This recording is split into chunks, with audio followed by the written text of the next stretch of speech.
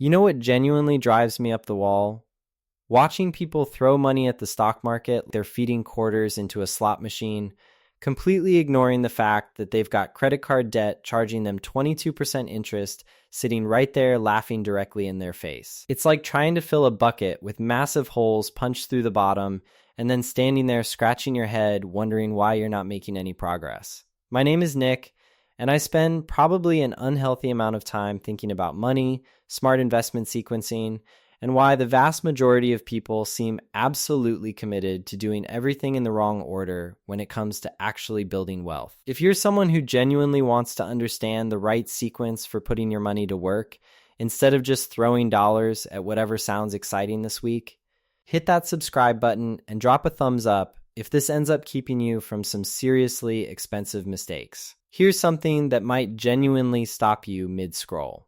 According to recent data, 1 in 3 Americans doesn't even have a real emergency fund. The median amount people have set aside for emergencies is a grand total of $500. $500. That's less than most people's monthly car payment, and it's actually lower than the $600 figure from just a year ago. Meanwhile, these same people are sliding into my comments asking whether they should be buying individual stocks or putting money into crypto. It's like asking whether you should test drive a Ferrari when you don't have enough cash to fix the transmission in the car you're already driving. The truth is, there's an optimal order for deploying your money that can literally save you tens of thousands of dollars across your lifetime and dramatically speed up your path to actual financial independence. But most people completely blow past this sequence, because it isn't as exciting as picking the next hot stock or trying to guess where the market is headed. They want to skip straight to the thrilling part without doing the unglamorous foundational work that actually moves the needle. Today, I'm going to walk you through the exact order you should be putting your money to work, step by step, so you can maximize your returns while cutting your risk down to size.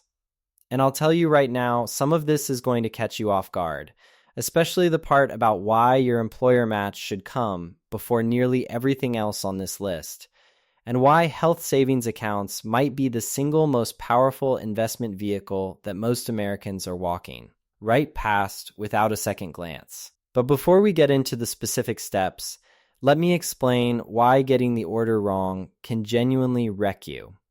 Think about building a house. You wouldn't start picking out fancy light fixtures and custom countertops if your foundation had cracks running through it and your roof was actively leaking. And yet, that's exactly what most people do with their finances. They get excited about the latest trending ETF while carrying high interest debt that's mathematically guaranteed to destroy every gain they could possibly make. The opportunity cost of getting this wrong is enormous. Every month you delay paying off credit card debt charging you 22% interest is another month that debt is compounding faster than nearly any investment you can reasonably expect to beat. Every month you skip your employer's matching contribution is literally free money you are choosing to leave sitting on the table. And every month you pour money into a taxable investment account before maxing out your tax-advantaged options is money you're handing directly over to the IRS for absolutely no reason. Before you invest a single dollar anywhere, you need to build an emergency fund. I know, this is the part that makes people's eyes glaze over. I know you'd rather hear about which stocks are about to rip. But here's why this matters more than anything else you could be doing. An emergency fund isn't just a rainy day stash, though that's obviously important. It's the psychological safety net that stops you from making catastrophically bad financial decisions when life does what life always does and throws something unexpected at you. When your transmission goes out or a medical bill shows up that you weren't planning for, having that emergency fund means you don't have to liquidate your investments at the worst possible moment or charge up high interest debt just to keep the lights on. The question everyone wants answered is how much to save. Traditional advice says 3 to 6 months of living expenses, but that range is honestly so wide, it's almost meaningless. The right number depends on your situation. If you've got a stable government job with solid benefits, 3 months might be perfectly sufficient. If you're freelancing in a field that moves fast and has zero safety net, you may need 6 months or more. Here's the approach I recommend for most people. Start by hitting $1,000 as quickly as you possibly can. That single amount covers most common emergencies and immediately gives you the psychological buffer that changes how you make decisions. Then push toward 1 full month of living expenses. Once you clear that milestone, keep building until you reach 3 months. Breaking it into stages makes what feels like an overwhelming target actually feel achievable. And here's something most people genuinely don't know. Recent research from Vanguard found that people with at least $2,000 in emergency savings had financial well-being scores 21% higher than people with nothing set aside. That was the single largest boost tied to any financial factor they measured. $2,000 is not going to change your life on paper, but the mental shift that comes with having that buffer is significant in ways you won't fully appreciate until you've experienced it. Once the emergency fund is in place, the next step is non-negotiable. You need to eliminate all high-interest debt before you invest another dollar anywhere else. And when I say high interest, I mean anything running above roughly 8% annually, though that threshold can shift depending on where market conditions sit. Credit card debt is the most obvious villain in this story. With average interest rates north of 22%, credit card balances are financial cancer. They grow faster than almost any realistic investment return you're going to generate, which means carrying that debt while simultaneously investing is the equivalent of running a marathon with a backpack full of bricks. Mathematically, paying off debt with a guaranteed high interest rate delivers a guaranteed return equal to that rate, which consistently beats what you can reasonably expect from the stock market after taxes. Let me put real numbers on this. If you're carrying $5,000 in credit card debt at 22% interest and you're only making minimum payments, you'll hand over nearly $2,800 in interest charges across 5 years. That's money that could have been compounding in your favor instead of being extracted from you. Every dollar you put toward eliminating that debt is effectively earning you a guaranteed 22% return, which is better than Warren Buffett's long-term average. The execution strategy is simple. List every debt you carry along with its interest rate and minimum payment. Pay the minimums on everything, then funnel every available extra dollar at the highest rate debt. That's the debt avalanche method, and it saves you the most money mathematically. Some people prefer the debt snowball approach, knocking out the smallest balances first for the psychological momentum, and that's legitimate if it keeps you in the game. But the avalanche method wins on pure numbers. Now here's where things get genuinely interesting, because there is one major exception to the payoff debt first rule, and it's important enough that it becomes the very next step in the optimal sequence. If your employer offers matching contributions to your retirement plan, you should contribute enough to capture the full match even before you finish wiping out high-interest debt. This sounds counterintuitive until you look at the math. Employer matching is essentially a guaranteed 100% return on your investment up to the match ceiling. Even when you're carrying credit card debt at 22%, securing a 100% immediate return almost always makes sense. It's the equivalent of finding money on the ground that your employer will double the moment you pick it up. Here's a typical real-world example. Your employer matches 50 cents on the dollar up to 6% of your salary.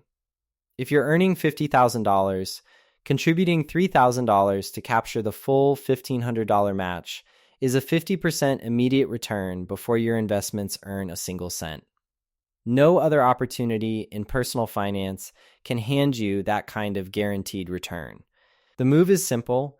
Contribute just enough to capture the full match, then redirect every extra dollar back toward eliminating high-interest debt. Once that debt is gone, you can step up your retirement contributions accordingly. This approach locks in your guaranteed return while minimizing the window of time you're paying high interest rates. One caveat worth knowing here: some employers have vesting schedules that determine how long you need to stay before the matching funds are fully yours. If you're planning to leave your current job in the near term, Make sure you understand the timeline before counting on that money. Even with vesting requirements, the immediate return from employer matching typically makes participation worthwhile. This three-piece foundation, emergency fund, debt elimination, employer match, is the bedrock your entire financial life needs to stand on. Without those pieces locked in first, everything else you do with investing is essentially building on sand. Once that foundation is solid, we move into what I call the tax optimization window. This is where things get genuinely exciting, and where most people completely blow it, because they get distracted by flashy investment options and jump straight to taxable accounts when they should be exhausting every tax-advantaged vehicle available to them first. Next comes maximizing your individual retirement account, and here's why this comes before adding more money to your employer's 401k. Your IRA gives you dramatically more control over your investment choices and typically carries far lower fees than most employer-sponsored plans. Corporate 401k menus are notorious for offering a limited lineup of expensive mutual funds with management fees that quietly eat your returns the way termites work through a wood beam. With your own IRA, you can hold low-cost index funds and ETFs charging just a few basis points, instead of the 1 to 2% fees that show up in plenty of 401k plans. That gap might seem small in the short run, but across decades, it can cost you tens of thousands of dollars. The difference between keeping your money and slowly feeding it to fund managers whose cars are nicer than yours. For 2025, you can contribute up to $7,000 to an IRA, or $8,000 if you're 50 or older. That catch-up contribution is basically the one legitimate perk of getting older in personal finance. Once you've maxed out your IRA, then you go back to your employer's 401k and start pushing contributions beyond the match. But here's where the decision becomes more layered and genuinely keeps financial advisors employed. You have to choose between traditional and Roth versions of these accounts. That choice can either save you or cost you thousands in taxes across your lifetime. The whole decision comes down to a simple question with a complicated answer. Do you want to pay taxes now or later? Traditional accounts let you deduct contributions from your taxable income today, but you pay taxes on withdrawals in retirement. Roth accounts require you to pay taxes up front, but every withdrawal in retirement comes out completely tax-free. The general rule that works for most people: if you're in a high tax bracket now and expect to drop into a lower one in retirement, go traditional and take the deduction today. If you're in a lower bracket now but expect to earn more down the road, go Roth and lock in that lower rate while you can. The challenge is that predicting future tax rates is about as reliable as predicting the weather 3 months out. People early in their careers should probably lean Roth because they're likely in their lowest earning years, and tax rates seem more likely to climb than fall from here. High earners in peak income years may benefit more from traditional accounts to reduce current tax liability. And honestly, if you're genuinely uncertain, splitting contributions between both creates tax diversification that gives you real flexibility in retirement. If you have access to a health savings account, this is where the conversation gets genuinely exciting, because HSAs might be the single most underused investment vehicle available to Americans right now. They function like a Swiss Army knife for tax-advantaged saving, offering not one, not two, but 3 separate tax benefits that make them remarkable for the right person. You get a tax deduction on contributions just like a traditional IRA.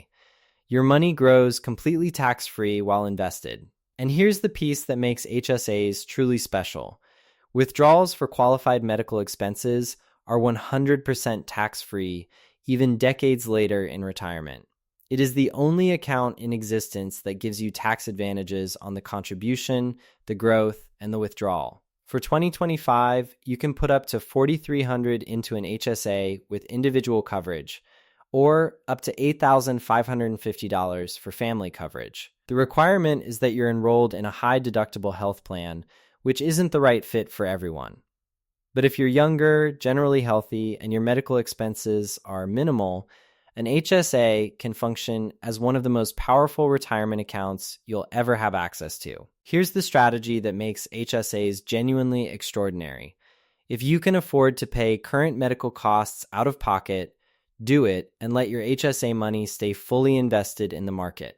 Keep every single receipt for every qualified medical expense you pay.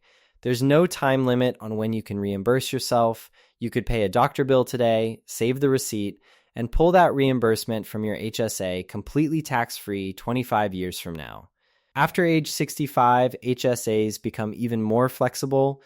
You can withdraw for any reason at all, not just medical expenses, though non-medical withdrawals get taxed like a traditional IRA.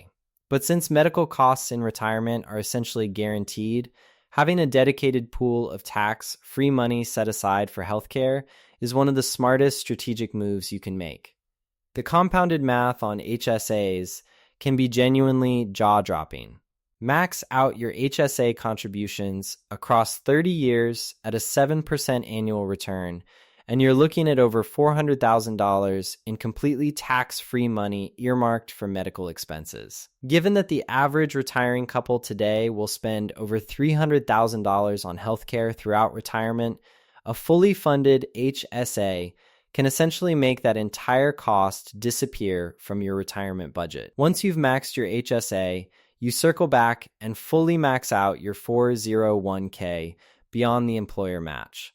The 2025 contribution ceiling is $23,500 for most people, or $31,000 if you're 50 or older. At this stage, you are genuinely operating at a high level from a tax perspective. Between your IRA, HSA, 401k, you could potentially shelter over $35,000 annually from current taxation if you're under 50, and significantly more if catch-up contributions apply to you. That's serious money growing without the IRS taking a cut every single year. Here's something that might actually surprise you about this whole process. Most people never get anywhere near this point. The average American saves around 6% of their income, which often isn't even enough to capture the full employer match and max an IRA, let alone everything beyond that. But if you're the person who can genuinely work through this entire sequence, you are already operating in the top 5% of savers in this country, and you are building the kind of retirement that most people only ever talk about. The real beauty of following this optimal order is that every single step reinforces the one before it, creating a financial structure that compounds its own strength over time. Your emergency fund keeps you from blowing up your progress when life inevitably gets complicated. Eliminating high-interest debt stops you from hemorrhaging money to interest charges that never work in your favor. Capturing the employer match locks in guaranteed returns you simply cannot replicate anywhere else. Tax-advantaged accounts let more of your money compound without the government dipping in every year. But we're not done. After you've worked through every available tax-advantaged option, that's the moment, and only the moment, when we finally arrive at the step most people want to start with: taxable investment accounts. And there's a very specific mindset for approaching this step that separates people who build serious wealth from people who are basically just maintaining an expensive hobby. Taxable investment accounts are the open frontier of investing. You can buy individual stocks, trade options, get exposure to crypto, or simply hold index funds with no contribution limits and no withdrawal restrictions whatsoever. They're also where most people make their single biggest mistakes, because they assume access to unlimited investment options automatically makes them smarter investors. Here's the thing about taxable accounts that genuinely frustrates me. People get so intoxicated by the flexibility and the unlimited contribution room that they completely lose sight of the tax drag sitting underneath everything. Every dividend payment gets taxed. Every time you sell a position for a gain, the IRS is showing up for their share. It's like running a race where someone keeps throwing sand in your shoes every few miles. You can still cross the finish line, but you're working a lot harder than you need to be. The long-term difference between keeping money in retirement accounts versus taxable accounts is staggering. Take someone investing $10,000 per year across 30 years. In a tax-advantaged account earning 7%, they walk away with roughly $944,000. In a taxable account with identical returns but taxes applied to dividends and capital gains throughout, they might end up closer to $700,000. That's nearly a $244,000 gap created purely by tax drag, not by different investment choices, not by timing, just by where the money lived. But here's where taxable accounts become genuinely valuable once you've exhausted everything else. The flexibility is real. Need cash for a home down payment in 5 years? Done. No restrictions.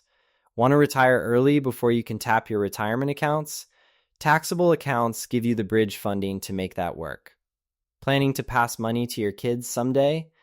Taxable accounts receive a step up in cost basis at death, which can effectively eliminate capital gains taxes on years of appreciation. So there it is, the optimal investment sequence that most people completely skip past in their rush to find the next big thing. Emergency fund first, then high interest debt, then the employer match, then your IRA, then your HSA, then fully max the 401k, and only then the taxable accounts. Follow this in order and you'll be methodically building real wealth while everyone around you is still debating which individual stock is about to be the next big winner. The version of you sitting in retirement will be genuinely grateful that you chose to do the boring, unglamorous, mathematically correct work first.